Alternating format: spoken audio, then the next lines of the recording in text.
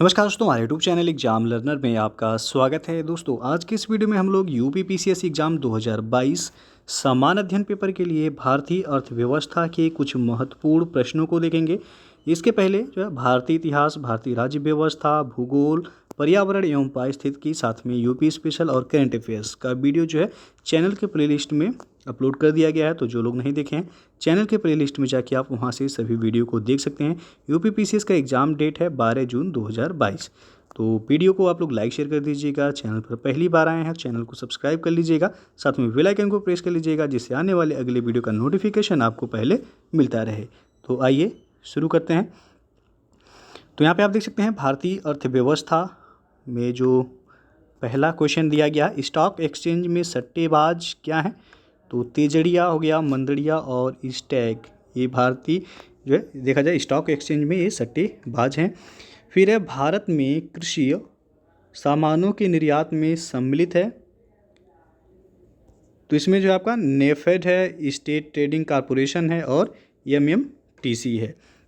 फिर आपका वह क्षेत्र जिसका नियामक ट्राई है, तो यह है दूर संचार क्षेत्र। फिर है उत्पादक कीमत सूचकांक मापता है, तो उत्पादित वस्तुओं और सेवाओं की कीमत के औसत परिवर्तन को यह मापता है। नेक्स्ट आपका जीएसटी परिषद की अध्यक्षता कौन करता है? तो संघीय वित्त मंत्री ये जीएसटी परिषद की अध्यक्षता करते हैं। अगला है स्वर्ण जयंती ग्राम स्वरोजगार योजना शुरू की गई थी कब? तो 1999 में स्वर्ण जयंती ग्राम स्वरोजगार योजना की शुरुआत हुई थी। स्वर्ण जयंती शहरी रोजगार योजना कब शुरू की गई थी? तो ये आपका 1997 में ही शुरू किया गया था। जवाहर रोजगार योजना शुरू की गई कब? तो 1989 में यह शुरू किया गया। राष्ट्रीय ग्रामीण स्वास्थ्य मिशन शुरू की गई कब? तो 2005 में। किसान क्रेडिट कार्ड योजना शुरू की गई थी कब? 1998-99 में किसान क्रेडिट कार्ड यानी कि केसीसी शुरू की गई थी। फिर है किसान क्रेडिट कार्ड योजना का उद्देश्य क्या है? तो किसानों को उनकी खेती की आवश्यकताओं के लिए पर्याप्त और समयानुकूल साख समर्थन प्रदान करने के उद्देश्य से जो है केसीसी की शुरुआत की गई थी। फिर है नाबार्ड, तो नाबार्ड साख सुविधा प्रदान करता है, तो केवल कृषि के लिए जो है यह साख सुविधा प्रदान करता है नाबार्ड। नाबार्ड का स्थापना पूछा जाता है 12 जुलाई 1982 जो नाबार्ड की स्थापना हुई थी। फिर है उपभोक्ता सहकारी भंडार स्थापित किए जाते हैं, तो सदस्यों के द्वारा जो है। फिर है सेबी अधिनियम पारित हुआ था 1992 में, सेबी अधिनियम पारित हुआ था। सूक्ष्म लघु एवं मध्यम उद्यम विकास अधिनियम जिसे कहते हैं एमएसएमईडी पारित हुआ था कब? तो 2006 में ये पारित हुआ था। अगला इटावा पायलट प्रोजेक्ट संबंधित है, तो अल्बर्ट मायर से यह संबंधित है। आरबीआई एक ही समय में अल्पकालीन प्रतिभूतियों को बेचकर दीर्घकालीन प्रतिभूतियां खरीदता है, तो ऑपरेशन ट्विस्ट के अंतर्गत जो है खरीदता है। ऑपरेशन ट्विस्ट का मुख्य उद्देश्य क्या है? तो दीर्घकालीन निवेश को बढ़ावा देना इसका मुख्य उद्देश्य है। अगला है व्यवसाय का सामाजिक उद्देश्य क्या होता है? तो रोजगार सृजन होता है। और एक भारत श्रेष्ठ भारत का उद्देश्य है देश में विभिन्न सांस्कृतिक गतिविधियों द्वारा राष्ट्रीय एकता को मजबूत करना एक भारत श्रेष्ठ भारत का उद्देश्य है। नेक्स्ट देखते हैं डब्ल्यूईओ के अंतर्गत सरकारी न्यूनतम समर्थन मूल्य यानी कि एमएसपी एवं बाजार मूल्य के अंतर जब सीधे किसानों को भुगतान किया जाता है तो उसे कहते हैं, तो नीला बॉक्स सहायिका वह कहलाता है। अगला है आरबीआई अर्थव्यवस्था में मुद्रास्फीति को नियंत्रित करने के लिए प्रयोग में लाता है, तो बैंक दर में वृद्धि, नकद आरक्षित अनुपात जिसे कहते हैं सीआरआर में वृद्धि और सांविधानिक तरलता अनुपात में वृद्धि। अगला है आपका जब एक देश के भुगतान उसके व्यापार में वस्तुओं, सेवाओं, स्थानांतरण एवं विशुद्ध आय की प्राप्तियों से अधिक हो जाते हैं तो उसे कहते हैं, तो चालू खाता घाटा वह कहलाता है। चालू खाता घाटा तब होता है जब एक देश वस्तुओं, सेवाओं एवं पूंजी का अधिक करता है, तो यानी कि आयात जब अधिक करता है तब आपका चालू खाता घाटा होता है। फिर है हरित बांड में निवेश होता है, तो केवल जलवायु मित्र परियोजनाओं के लिए हरित बांड में निवेश होता है। हरित बांड को सर्वप्रथम यूरोपियन निवेश कोष ने जारी किया था कब? तो 2007 में यह जारी किया गया था। और हरित बांड स्थिर ब्याज प्रतिफल परिपक्व होता है, तो दीर्घकालिक होता है यह। समायोजित सकल आय जिसे कहते हैं AGR की परिभाषा के अंतर्गत आता है, तो इसमें आपका ब्याज आय आएगा, लाभांश यानी कि डिविडेंड आ जाएगा, और विदेशी मुद्रा लाभ जिसे कहते हैं फॉरेक्स गेन ये आ जाएंगे।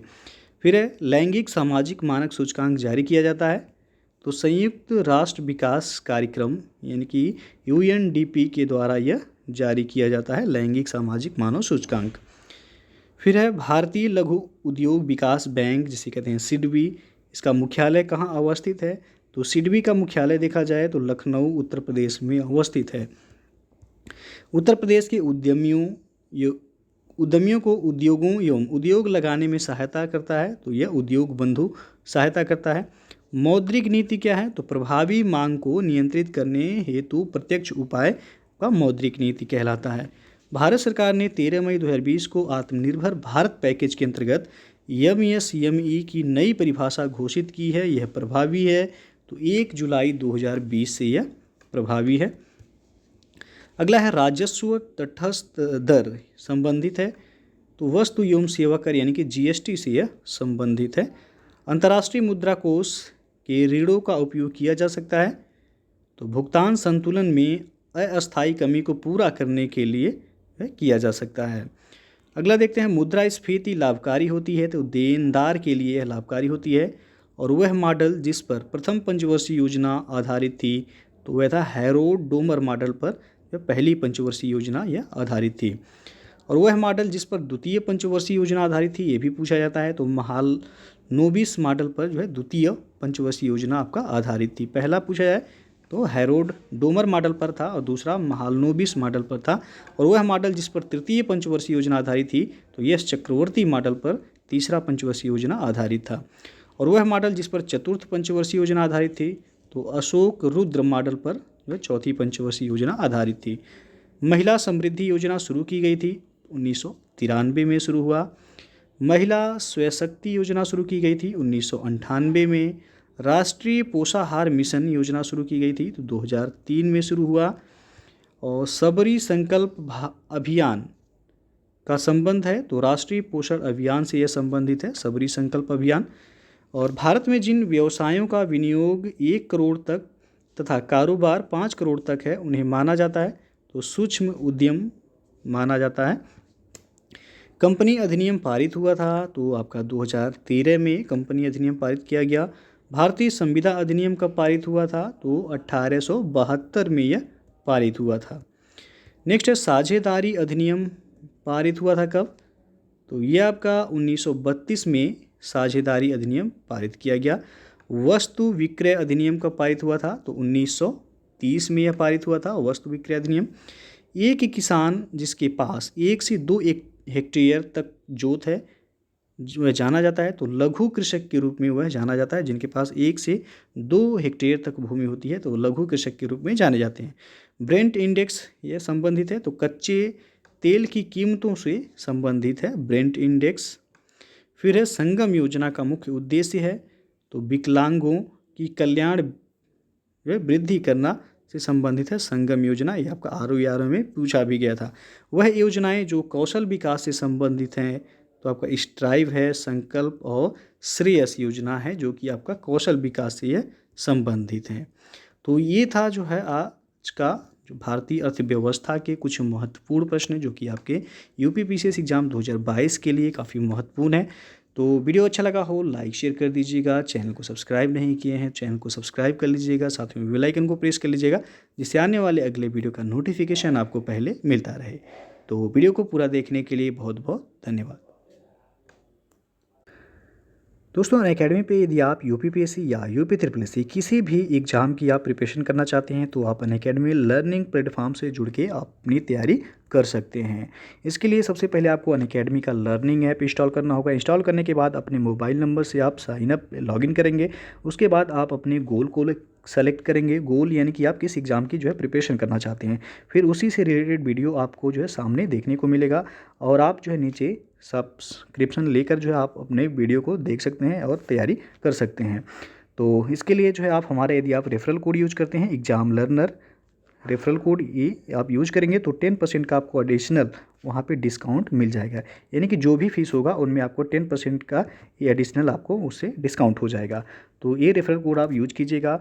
अनअकैडमी ज्वाइन करने के एडवांटेज आप देख सकते हैं। यूपीपीएससी सब्सक्रिप्शन की कीमत में जो है बहुत जल्द जो है बढ़ेगी। 1 अप्रैल से जो है 10% जो है आपका इंक्रीज़ हो जाएगा। यहाँ पे देख सकते हैं आप। तो 31 मार्च जो है लास्ट डेट है। तो यदि आप सब्सक्रिप्शन लेना चाहते हैं तो आप ले सकते हैं। और हमारा रेफरल कोड आप यूज कीजिएगा यहाँ पे एग्जाम लर्नर, और आपको 10% वहाँ पे डिस्काउंट भी मिल जाएगा। ऑफ़र जो है प्राइस अभी जल्द ही यानी कि 31 मार्च तक है, एक्सपायर होने वाला है। यूपी SSC लेखपाल का अभी जो है बैच शुरू किया गया है। वीडियो का बैच है, यूपी पुलिस कांस्टेबल। तो इन सब बैच से जो है आप जुड़ना चाहते हैं तो जुड़ सकते हैं। नीचे डिस्क्रिप्शन में आपको लिंक दे दिया गया है। कॉम्बो ऑफर भी चल रहा है। और UPPSC prelims exam GS paper first का जो है टेस्ट सीरीज भी आप ज्वाइन करना चाहते हैं कर सकते हैं। लोअर पीसीएस प्रीलिम एग्जाम का मॉक टेस्ट है, ज्वाइन कर सकते हैं। लेखपाल मॉक टेस्ट है, पुलिस कांस्टेबल मॉक टेस्ट है, और जो है यूपी SSC वीडियो का टेस्ट सीरीज है। तो जो भी बैच कोर्स है आप जुड़ना चाहते हैं जुड़ सकते हैं अनअकैडमी लर्निंग ऐप से, और अपनी तैयारी को आप बेहतर कर सकते हैं। और आप जो है टेलीग्राम पे भी अनअकैडमी यूपीपीएससी और यूपी SSC जो है ज्वाइन कर सकते हैं, जिससे आपको जो वहाँ पे डिटेल मिलता रहेगा।